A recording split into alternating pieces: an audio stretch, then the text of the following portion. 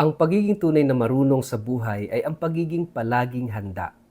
Walang oras na sinasayang at laging handang tumupad sa kalooban ng Diyos sa kanyang buhay.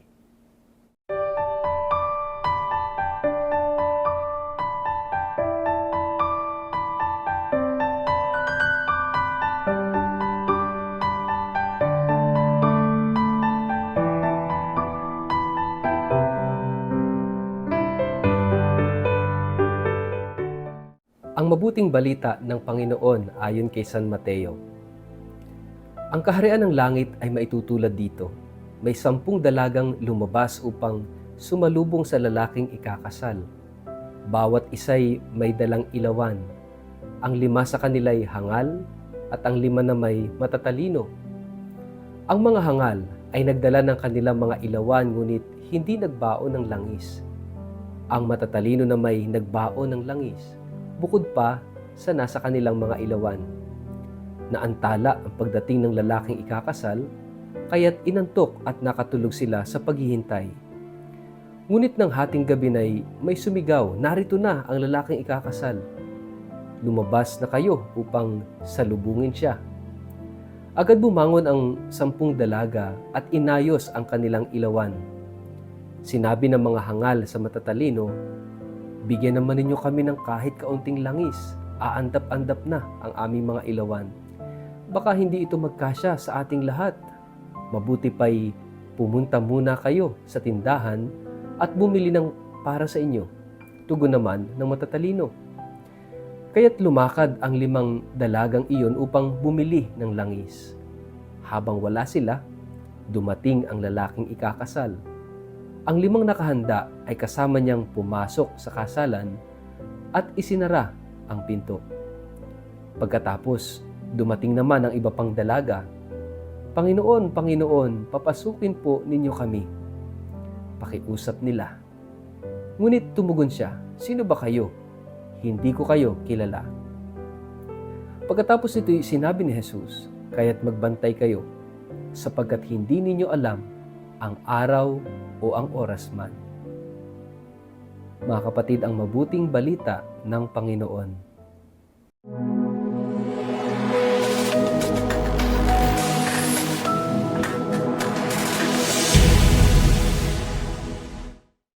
Mapagpalang araw po sa inyong lahat. Kumusta po kayo? Ang atin pong word of the day ay wise. Bago po tayo magpalalim sa atin pong reflection ngayong araw na ito, kayo po'y muli kong inaanyayahan. Huwag kakalimutan mag-like, mag-follow at subscribe sa ating page na Word of the Day at Father Richard Lagos. Ganoon din po, please pakishare ang ating video ito sa inyong kapamilya, kamag-anak, kaibigan, mga kakilala sa social media para po sama-sama tayo sa pagiging media evangelizers at online missionaries na nagpapalaganap ng salita ng Diyos sa mundo ng social media. Salamat po sa ating 98,000 strong followers ng Word of the Day at sana po ay marami pang maabot ang ating page na ito, ang ating apostoladong ito.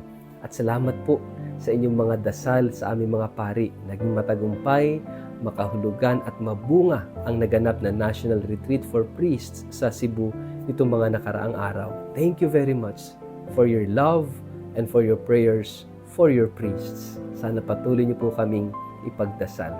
Mga kapatid, ngayong araw na ito, 32nd Sunday in Ordinary Time, papalapit na ang pagtatapos ng ating liturgical year. Kasi hanggang 33 Sundays and then afterwards ay celebration na ng Christ the King sa November 26 and that marks the end of the liturgical year and the beginning of another liturgical year.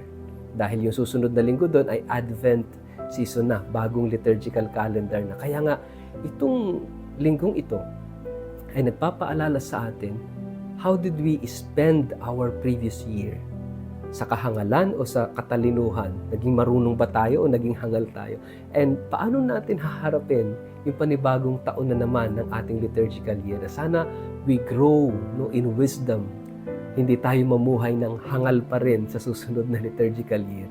At ito yung binibigyan din sa ating gospel today with the parable of the 10 virgins. 5 hangal at 5 matatalino. Itong parable na ito ay hindi tumutukoy sa isang ordinaryong kasalan because maraming twists na ginamit ng ating Panginoon Jesus dito para bigyang diin that He is not referring to an ordinary wedding feast sa konteksto ng mga Hudyo. Kasi there are 3 stages. Ano ho? Yung kasal ng mga Hudyo. Una, yung betrothal, yung pagkakasunduin yung lalaki at babae. Pangalawa is habang hinihintay na magtayo ng sariling bahay itong lalaki, so yun yung preparation, and then there will be a wedding feast na 7 araw na celebration. And then imagine kagastos po yun lang kasalan na buong maghapon napaka gastos na. Kaya nga yung mga nagpapakasal, dinadamihan ng ninong at ninang, abay ginagawang negosyo yung kasal para makabawi daw sa pambayad sa inihanda. And then yung last stage naman is yung iuuwi na. Part ng 7-day celebration ay yung pag-uuwi ng lalaki sa kanyang asawa, sa kanyang bahay. No? At ito yung merong ginagawang procession, papunta doon sa kanyang bahay. At ito yung konteksto ng ating gospel today. Itong 10 virgins are actually mga abay. They are supposed to be virgins. Sana all, at sana hanggang ngayon, ito pa rin yung qualifications ng pagkuha ng abay. Mga virgins, mga wala pang asawa, at mga walang bahay dumis. So, ito yung procession. Kaya lang, dito sa gospel, na-delay itong bridegroom. Kaya naghintay sila. Imagine hanggang hating gabi. And then suddenly may sumisigaw, ito na yung lalaking kinasal. And nagulantang sila, at itong 5 hangal na babae ay walang talang extra oil, while yung 5 matalino ay may dala. Humihingi sila, pero of course, hindi, sabi sa kwento, hindi binigyan, at sinabing bumili. Teka, 12 midnight, may mabibilhan pa ba ng langis nun? Iba naman yung noon ngayon.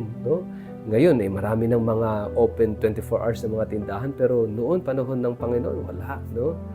And bakit kailangan na extra oil? Hindi naman napakalayo nun. Usually, malalapit lang naman yun.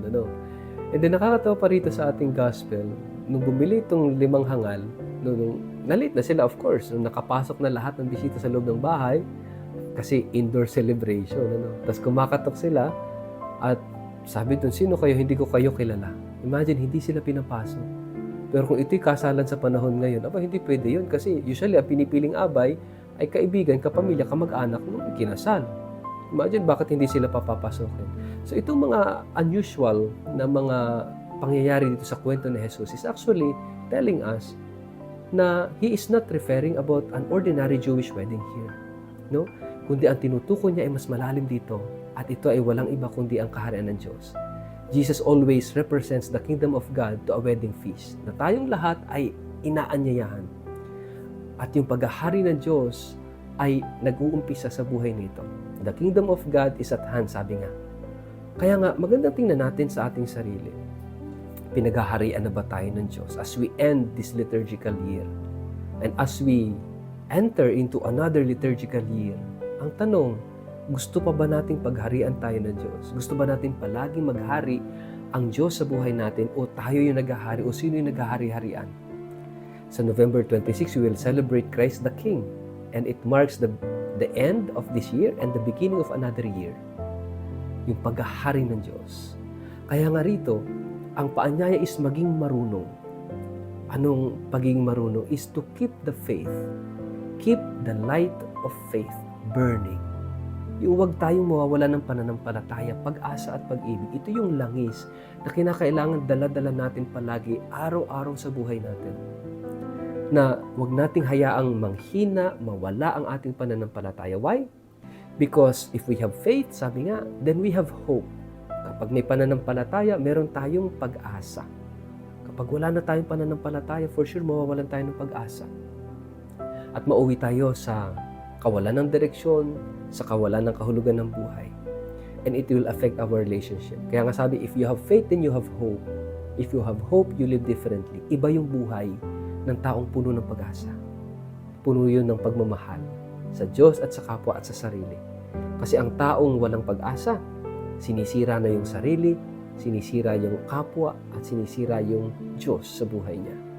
Kaya nga mga kapatid, sana ito yung langis na dala-dala natin everyday sa buhay natin.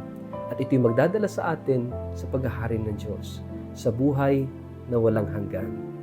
Sa ngalan ng Ama at ng Anak at ng Espiritu Santo.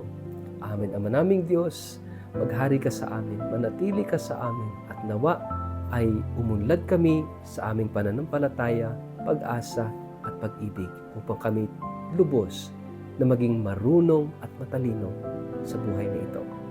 Amen. Pagpalain po kayo at ingatan ng makapangyarihan Diyos, Ama at Anak at Espiritu Santo. Amen.